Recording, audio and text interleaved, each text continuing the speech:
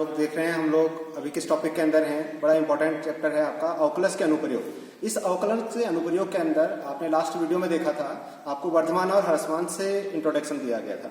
अब आप देखिए स्पर्श रेखा और अभिलंब, कोई भी वक्र आप ड्रॉ करते हैं या उसका आलेख खींचते हैं, उस पर आलेख खींचने के लिए, वक्र का आलेख खींचने के लिए स्पर्श रेखा ड्रॉ करना बहुत जरूरी होता है। ठीक, तो अब स्पर्श रेखा को हम अवकलज की मदद से कैसे निकालेंगे।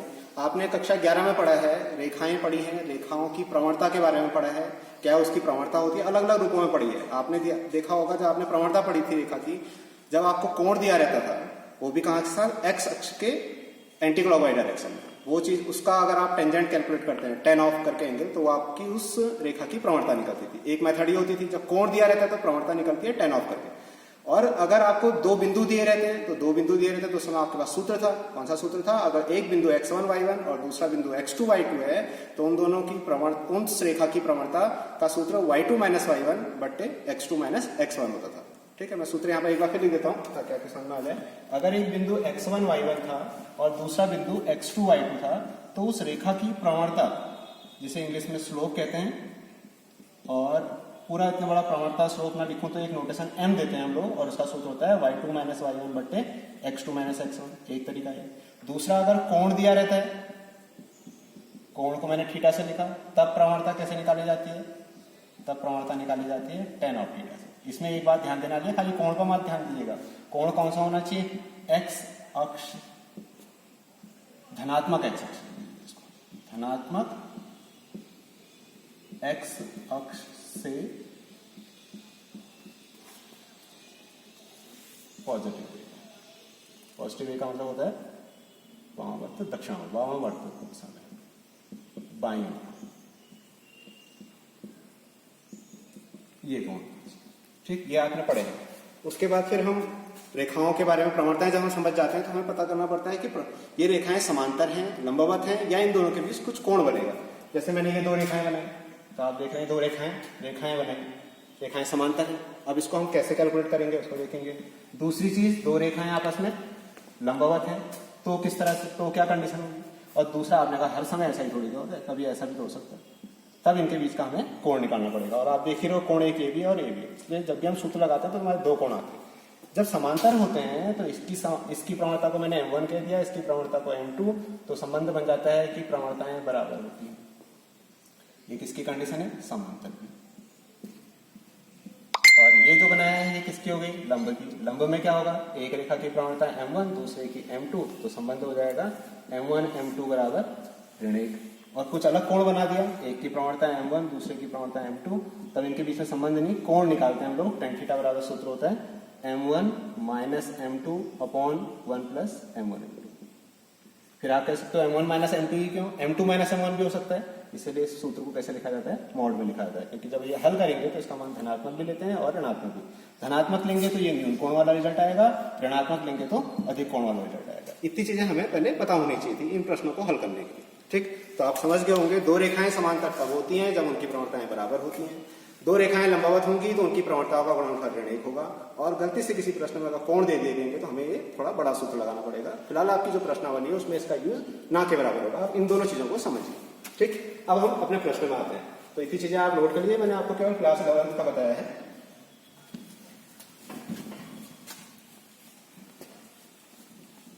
अब जैसा जैसा इस प्रश्न में कहेगा हम उसके अकॉर्डिंग उसको सॉल्व करते हैं। इसमें लिखा है, वक्र दिया है कि स्पर्श रेखा का समीकरण ज्ञात कीजिए। तो स्पर्श रेखा की समीकरण निकालने के लिए आपको पता है जो सूत्र पड़ा होता है उसमें प्रवणता चाहिए, और यहाँ प्रवणता निकालने के लिए हमें उसका अवकलन करना पड़ेगा।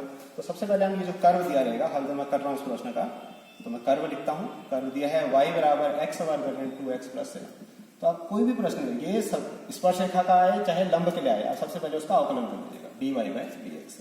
मैं डायरेक्ट कर दे रहा हूँ, अब इतना पढ़ चुके हैं हम लोग। 2x माइनस 2 और 7 का कितना हो गया 0। तो ये क्या आ गया, जो dy बाई dx है ये कर्व का स्पर्श रेखा का। तो ये क्या चीज होती है, इसमें यहाँ पर शब्दों में लिख देता हूँ, स्पर्श रेखा की प्रवणता होती है। dy बाई dx क्या होती है, स्पर्श रेखा की प्रवणता। अब इस प्रश्न में क्या कह रहा है, जो आपसे समीकरण निकालने के लिए कह रहा है रेखा इसके समांतर है। अभी समझाया मैंने, अगर समांतर है तो क्या होना चाहिए था, इसकी प्रवणता और ये जो प्रवणता है ये दोनों आपस में बराबर होनी चाहिए, क्योंकि समांतर की कंडीशन है। दूसरे को फिर देखेंगे। तो इसके ए पार्ट को हल करते वक्त ये जो रेखा है 2x माइनस वाई प्लस 9 बराबर 0, तो तो इस समीकरण को मैं y बराबर mx प्लस सी के फॉर्म में लिखता हूँ। तो y बराबर लिखूंगा तो 2x प्लस 9।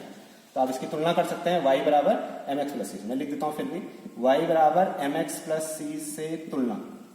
अगर तुलना करिए तो इसमें ज्यादा सब कुछ नहीं, केवल m को प्राप्त करिए। m बराबर कितना आ गया 2। तो ये इस रेखा की प्रवणता है, ये रेखा की प्रवणता है। ये आपको जो कर्व दिया था उसकी स्पर्श रेखा की प्रवणता है। और समांतर की कंडीशन में दोनों क्या होने चाहिए, बराबर। तो 2x माइनस 2, तो यहाँ क्या लिखते हैं प्रश्नानुसार। ज्यादा लंबी चौड़ी थ्योरी लिखनी ही नहीं है। प्रश्नानुसार क्या हो गया, समांतर है, इसलिए दोनों की प्रवणताएं बराबर करा दी। हल करिए 2x बराबर 4, x बराबर 2। अब x बराबर 2 बिंदु किस पर लिया होगा, ऑब्वियसली कर्व पर लिया होगा। तो x बराबर 2 कहाँ रखे, कर्व पर। तो y बराबर कितना आ जाएगा, 2 का वर्ग ऋण 2 गुणा 2 धन 7। हल किया 4 ऋण 4 धन 7। हल करेंगे कट गया तो y बराबर 7। अगर आपसे केवल बिंदु पूछा होता तो ये प्रश्न यहीं पर पूरा हो गया। कुछ प्रश्न ऐसे भी होते हैं जिसमें केवल बिंदु पूछो। अगर हल कर रहे हैं एक स्पर्शिका के समीकरण, तो बिंदु पता चल गया क्या हो गया, y माइनस y1 की जगह ये है।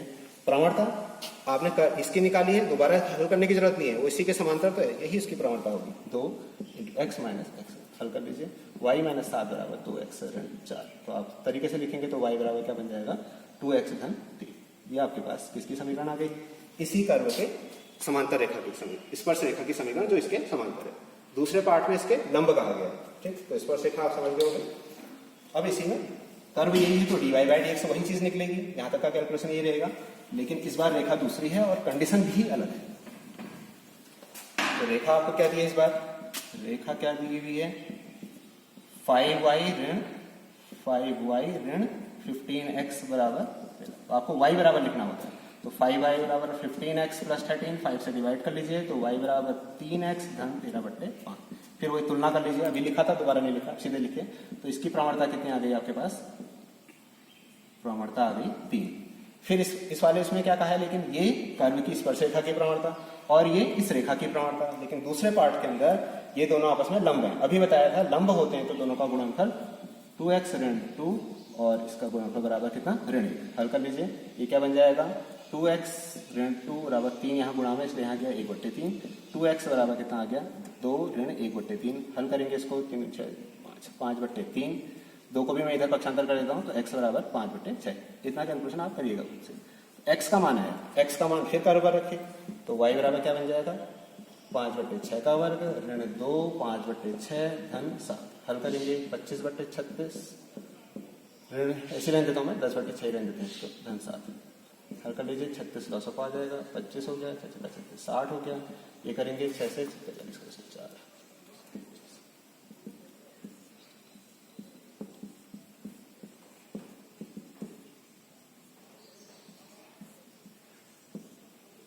तो ये y का मान आ गया। तो बिंदु आ गया आपके पास, कुछ अजीब से बिंदु आए हैं, 5/6 गुणा 217/36। फिर वही बात, अगर प्रश्न केवल बिंदु तक पूछेगा तो यही तो पूरा हो गया।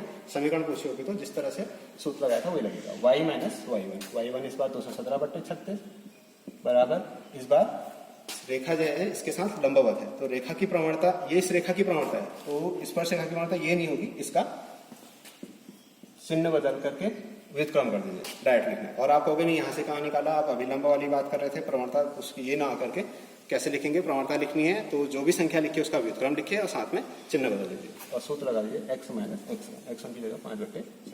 इसको हल कर लीजिए, ठीक है। ये किसकी आ जाएगी, दूसरा वाला आ जाएगा आपके पास, जब रेखा उसके साथ लंबवत, ठीक। तो इस तरह से और करिएगा प्रश्न आ जाएंगे।